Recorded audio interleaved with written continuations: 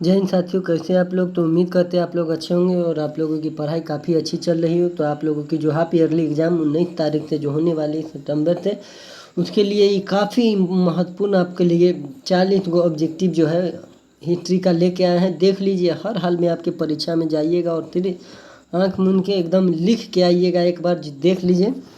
चलिए साथियों, तो उम्मीद करते हैं आप लोगों की पढ़ाई अच्छी चले। तो चलिए आज शुरू करते हैं। पहला क्वेश्चन आज का कि हड़प्पा किस नदी किनारे स्थित है। के होगा यहाँ पर, हड़प्पा किस नदी के किनारे स्थित है। तो साथियों सिंधु, ब्यास, सतलज या रावी। तो साथियों इसका राइट आंसर जो हो जाएगा वो क्या हो जाएगा, डी रावी। हड़प्पा जो है वो रावी नदी के किनारे स्थित है, तो D is the right answer. चलिए आगे बढ़ते हैं अगले प्रश्न की ओर। लोथल जो है साथियों, लोथल स्थित है। लोथल कहाँ स्थित है, तो साथियों लोथल गुजरात में, पश्चिम बंगाल, राजस्थान या पंजाब। साथियों इसका राइट आंसर जो हो जाएगा लोथल गुजरात में स्थित है, तो ए इज द राइट आंसर। तो चलिए आगे बढ़ते हैं अगले प्रश्न की ओर। तो अगला प्रश्न क्या कह रहा है कि प्राचीन भारत में धर्म की शुरुआत किस शासक ने की थी। प्राचीन भारत में धर्म की शुरुआत किस शासक ने की थी। चंद्रगुप्त मौर्य, चंद्रगुप्त द्वितीय, अशोक या कनिष्क। तो साथियों इसका राइट आंसर जो हो जाएगा वो क्या हो जाएगा, वो हो जाएगा Ashok. Is the right answer. चलिए आगे बढ़ते हैं अगले प्रश्न की ओर। तो आप लोग ज़्यादा से ज़्यादा लाइक और अपने दोस्तों में शेयर, और चैनल पर नए हैं तो चैनल को सब्सक्राइब कर लीजिए, ताकि आपके साथ साथ आपके दोस्त भी इसका फ़ायदा उठा सके। और ज़्यादा से ज़्यादा आपको, जब तक आप सब्सक्राइब कीजिएगा तो फ़ौरन आपको नोटिफिकेशन गिर जाएगा और इसका फ़ायदा आप उठा सकते हैं। जहाँ भी कहीं भी रहिएगा वीडियो देख लीजिएगा, सबसे आसान हो जाएगा आपके लिए। तो चलिए, भारत का नेपोलियन किस शासक को कहा जाता है। भारत का नेपोलियन जो है किस शासक होगा, यहाँ की दिया हुआ किस शासक को कहा जाता है। तो अशोक, समुद्रगुप्त, अकबर या चंद्रगुप्त मौर्य। तो साथियों इसका राइट आंसर जो हो जाएगा वो क्या हो जाएगा, बी समुद्रगुप्त। भारत का नेपोलियन समुद्रगुप्त को कहा जाता है, B is the right answer. चलिए आगे बढ़ते हैं अगले प्रश्न की ओर कि महाभारत किसने लिखा। तो ये आप लोग को भी पता है कि महाभारत किसने लिखा है, वाल्मीकि, मनु, कौटिल्य, वेद व्यास। तो साथियों महाभारत जो है वो वेद व्यास ने लिखा है। रामायण कहेंगे तो वो वाल्मीकि हो जाएगा। तो चलिए आगे बढ़ते हैं अगले प्रश्न की ओर।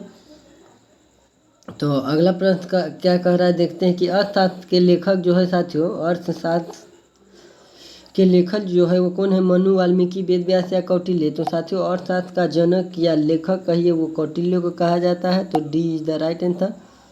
चलिए आगे बढ़ते हैं अगले प्रश्न की ओर। अगला प्रश्न क्या कहा जाता है, तो चौथी बौद्ध संगीति किस शासक के काल में हुई। चौथी बौद्ध संगीति किस शासक के काल में हुई साथियों, अशोक, कालाशोक, अजातशत्रु या कनिष्क। तो साथियों चौथी बौद्ध संगीति जो है वो कनिष्क के शासन काल में हुई, तो D is the right answer. चलिए आगे बढ़ते हैं अगले प्रश्न की ओर। तो अगला प्रश्न कह रहा है कि प्रयाग प्रशस्ति की रचना किसने की थी। प्रयाग प्रशस्ति की रचना किसने की थी, बाणभट्ट, कालिदास, हरिसेन या तुलसीदास।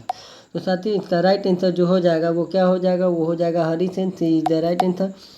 चलिए आगे बढ़ते हैं अगले प्रश्न की ओर। तो अगला प्रश्न कह रहा है कि विजयनगर साम्राज्य की स्थापना किसने की। विजयनगर साम्राज्य की स्थापना किसने की, देवराय प्रथम, हरि एवं बुक्का, किस देवराय या सदाशिव राय। तो साथियों इसका राइट आंसर जो हो जाएगा क्या हो जाएगा आपको, बी हरिहर एवं बुक्का। विजयनगर साम्राज्य की स्थापना हरिहर एवं बुक्का ने की, तो B is the right answer. चलिए आगे बढ़ते हैं।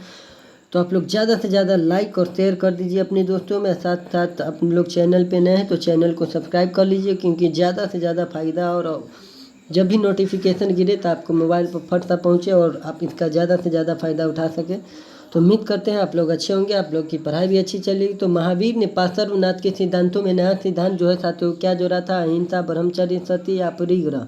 तो साथियों इसका राइट आंसर जो हो जाएगा, महावीर ने पार्श्वनाथ के सिद्धांतों में नया सिद्धांत जो ब्रह्मचर्य जोड़ा था, B is the right answer. चलिए आगे बढ़ते हैं अगले प्रश्न की ओर। तो अगला प्रश्न क्या कह रहा है साथियों, देखते हैं कि सिंधु घाटी सभ्यता में विशाल स्नानागार के अवशेष कहाँ से प्राप्त हुए।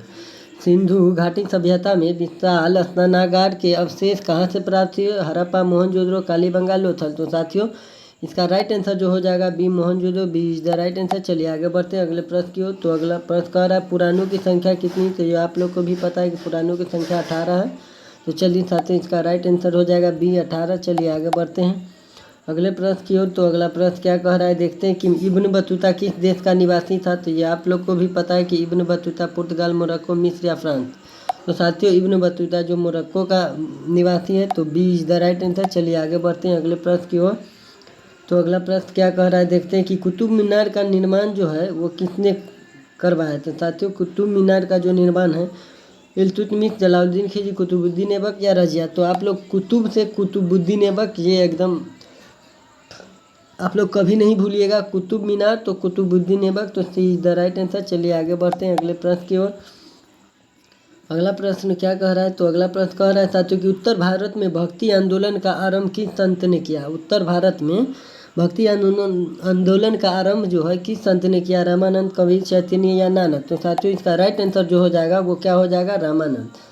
उत्तर भारत में भक्ति आंदोलन का आरंभ जो रामानंद किया था, ये इज द राइट आंसर। चलिए आगे बढ़ते हैं अगले प्रश्न की ओर। अगला प्रश्न क्या कह रहा है कि कैप्टन हॉकिंस किस मुगल शासक के दरबार में आए। कैप्टन हॉकिंस साथियों किस मुगल शासक के दरबार में आए, अकबर, जहांगीर, शाहजहां, औरंगजेब।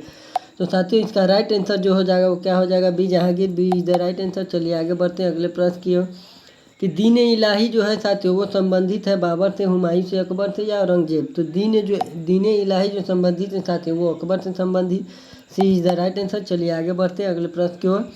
तो आप लोगों के हाफ ईयरली एग्जाम में काफ़ी महत्वपूर्ण क्वेश्चन लेके आए हैं साथियों, एक बार देख लीजिए और हर हाल में जाइए और छाप के आइए, लिख के नहीं, जब छाप के आइए। स्थापत्य कला का सबसे अधिक विकास किस समय में हुआ था साथियों, अकबर, जहांगीर, शाहजहां या औरंगजेब। स्थापत्य कला का सबसे अधिक विकास कब हुआ था। तो साथियों इसका राइट आंसर जो हो जाएगा कब हो जाएगा, सी शाहजहां। चलिए आगे बढ़ते हैं अगले प्रश्न की ओर। तो अगला प्रश्न कह रहा है कि भारत का अंतिम मुगल शासक कौन था। भारत का अंतिम मुगल शासक कौन था, शाहजहां, मोहम्मद शाह, औरंगजेब या बहादुर शाह जफर। तो साथियों भारत का जो अंतिम मुगल बादशाह था वो आपको कौन था, तो वो था Bahadur Shah Zafar, D is the right answer. चलिए आगे बढ़ते हैं अगले प्रश्न की ओर कि तलवंडी में किस प्रसिद्ध संत का जन्म हुआ था। तलवंडी में किस प्रसिद्ध संत का जन्म हुआ था साथियों, मीरा, अकबर, गुरु नानक या रैदास। तो तलवंडी में Guru Nanak, D is the right answer. चलिए आगे बढ़ते हैं अगले प्रश्न की ओर कि अकबर का संरक्षक या बॉडीगार्ड जो साथियों वो कौन था, बैरम खां, अब्दुल रहीम, मुनीम खां या फैजी। तो साथियों इसका राइट आंसर जो हो जाएगा वो क्या हो जाएगा, ये बैरम खां, ये is the right answer. Akbar का संरक्षक बैरम खां था, तो ये इज द। चलिए आगे बढ़ते हैं अगले प्रश्न की ओर। तो अगला प्रश्न क्या कह रहा है साथियों कि आईने अकबरी किसने लिखा। आईने अकबरी जो है साथियों वो किसने लिखा है, तो ये आप लोग को भी पता है कि आईने अकबरी बाबर, फैजी या अब्दुल फजल या बदायूनी। तो साथियों यहाँ अब्दुल दिया, अबुल होगा, सी इज द राइट आंसर, क्योंकि आईने अकबरी अबुल फजल ने लिखा है। तो चलिए आगे बढ़ते हैं अगले प्रश्न की ओर। तो अगला प्रश्न क्या कह रहा है साथियों देखते हैं। तो चलिए आगे बढ़ते हैं अगले प्रश्न की ओर। तो अगला प्रश्न कह रहा है कि तंबाकू का सेवन सर्वप्रथम किस मुगल सम्राट ने किया। तंबाकू का सर्वप्रथम सेवन यानी उसका उपयोग कहिए, यानी कौन जो सबसे पहले तंबाकू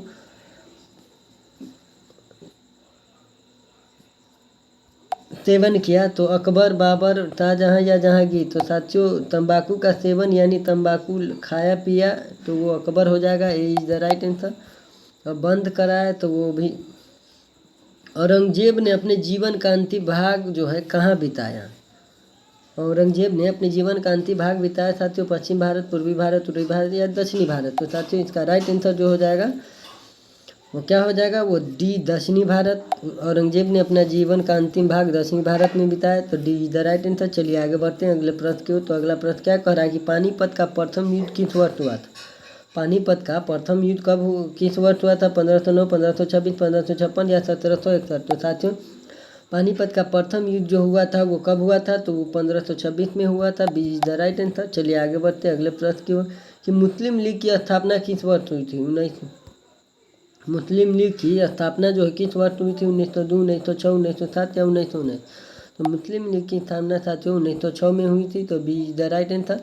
चलिए आगे बढ़ते हैं अगले प्रश्न की ओर। तो अगला प्रश्न क्या कह रहा है कि ईस्ट इंडिया कंपनी की स्थापना कब हुई। ईस्ट इंडिया कंपनी की स्थापना कब हुई, 1600 या 1605 या 1610 या 1615। तो साथियों ईस्ट इंडिया कंपनी की स्थापना जो 1600 ईस्वी में हुई थी, तो इज द राइट आंसर। तो साथियों आप लोग ज़्यादा से ज़्यादा लाइक अपने दोस्तों में शेयर और कमेंट जरूर करके बताइएगा कि आप लोग को क्लास कैसा लगा था। और नए हैं चैनल पर तो चैनल को सब्सक्राइब कर लीजिए ताकि हर चीज़ का नोटिफिकेशन आपको आसानी से पहुंच सके और आप इसका ज़्यादा से ज़्यादा लाभ उठा सकें।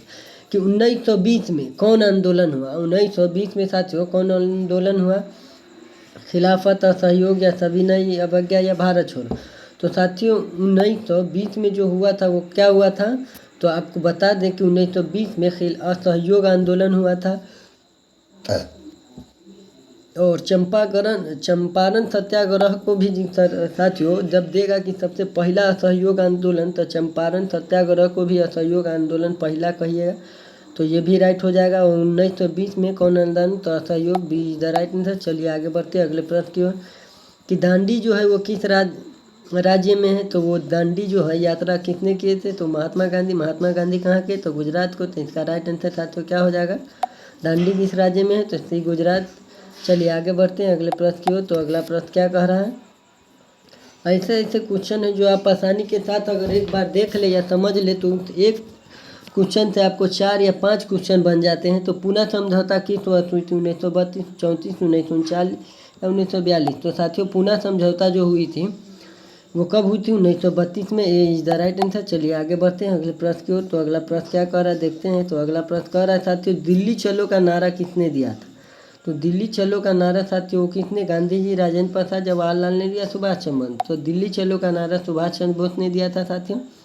D is the right answer. चलिए आगे बढ़ते हैं अगले प्रश्न की ओर कि काला कानून किसे कहा गया? काला कानून जो है साथियों किसे क्या है? रोलेक्ट एक्ट, इल्बर्ट बिल, उड़बीचे या बंगाल विभाजन। तो साथियों काला कानून जो कहा गया वो किसको कहा गया? रोलेक्ट एक्ट को कहा गया।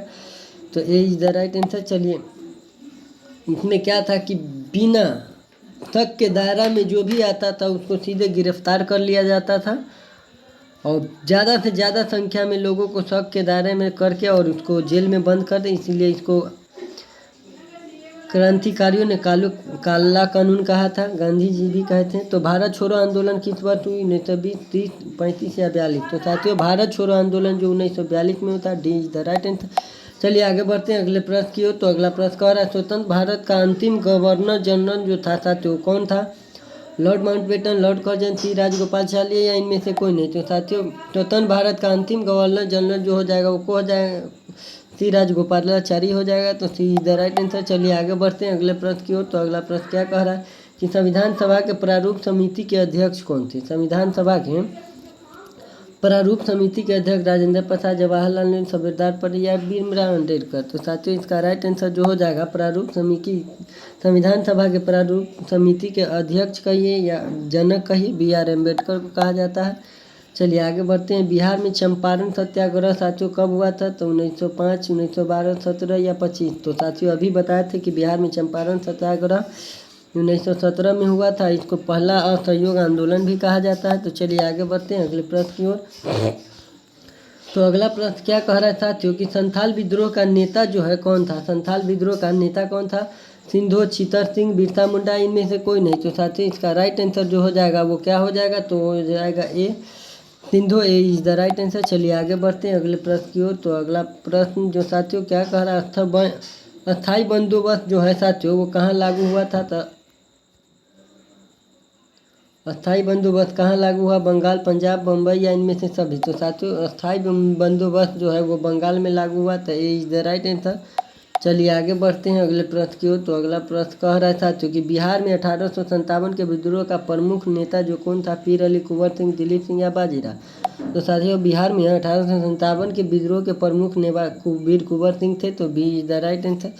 चलिए आगे बढ़ते हैं अगले प्रश्न की ओर। तो अगला प्रश्न क्या कह रहा है देखते हैं। आज का आखिरी प्रश्न है साथियों। उम्मीद करते हैं आप लोग अच्छे हो लेंगे, आप लोगों की पढ़ाई काफ़ी अच्छी चल रही। तो चलिए देखते हैं आज का आखिरी प्रश्न कि भारतीय संविधान के अनुसार संप्रभुता निहित है। भारतीय संविधान के अनुसार जो साथियों अनुसार संप्रभुता किस में निहित है? राष्ट्रपति, प्रधानमंत्री, न्यायपालिका या संविधान में। तो आप सबको पता होगा काफ़ी इजी क्वेश्चन है कि भारतीय संविधान की संप्रभुता जो निहित है वो संविधान में है। D is the right answer.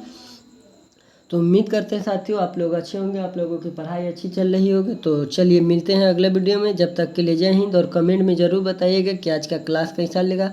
तो मिलते हैं अगले वीडियो में, तब तक के लिए जय हिंद।